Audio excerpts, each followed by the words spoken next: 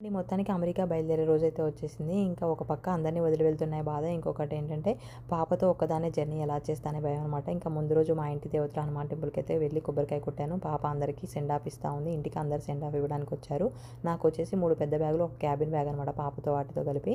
ఇంక ఇంటి దగ్గర నుంచి తమ్ముడు, అమ్మ, నాన్న, అత్తయ్య, మామయ్య అయితే వెళ్తా ఉన్నాం. హైదరాబాద్‌లో అన్నయ్య వాళ్ళు, ఆడపడుచు వాళ్ళైతే ఉన్నారనమాట. సో, నా ఫ్లైట్ ఎర్లీ మార్నింగ్ 3కి కానీ మేము ఈవినింగే బయలుదేరాం. ఎందుకంటే మళ్ళీ ఆడపడుచు వాళ్ళ ఇంటికెళ్ళి ఒక 2 అవర్స్ స్పెండ్ చేయొచ్చు. నాకు పాపకి కొంచెం జర్నీ రిలాక్స్ ఉంటుంది. మళ్ళీ అక్కడికెళ్ళి ఫ్రెష్ అప్ అయ్యి డిన్నర్ చేసి వెళ్ళొచ్చు అని చెప్పేసి ఇంకా ఈవినింగ్ బయలుదేరామనమాట. ఇంక ఇక్కడైతే ఇంకా అందరికీ సెండ్ ఆఫ్ ఇస్తా ఉన్నాను. పల్లెటూరులో ఎలా ఉంటుందంటే మన బజార్లో ఉన్న వాళ్ళందరూ కూడా వచ్చి మంచిగా సెండ్ ఆఫ్ ఇస్తారనమాట. సో, అలా అందరికీ సెండ్ ఆఫ్ ఇచ్చాను. కొంచెం ఎమోషనల్ అయిపోయాను.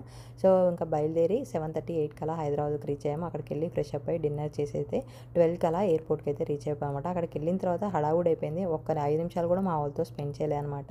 ఇంకా ఇక్కడ అమ్మ, అత్తయ్య వాళ్ళు కూడా ఇంకా ఏడుస్తూ ఉండే. అందరికీ కూడా ఇంకా హడావుడిగా సో, కంగారుగా బాయ్ చెప్పి లోపలికైతే వెళ్ళిపోయాను. సెక్యూరిటీ చెక్ దగ్గర నా బ్యాగ్ ఆగిపోయిందనమాట. ఇంకా మొత్తానికి సేఫ్‌గా అయితే నా జర్నీ అయిపోయింది. సో, బావ 3½ మంత్స్ తర్వాత బావని చూసినా మా పాప చూడండి ఉరిక్కిపోయి వాళ్ళ డ్యాడీ సంకైతే ఎక్కిందనమాట.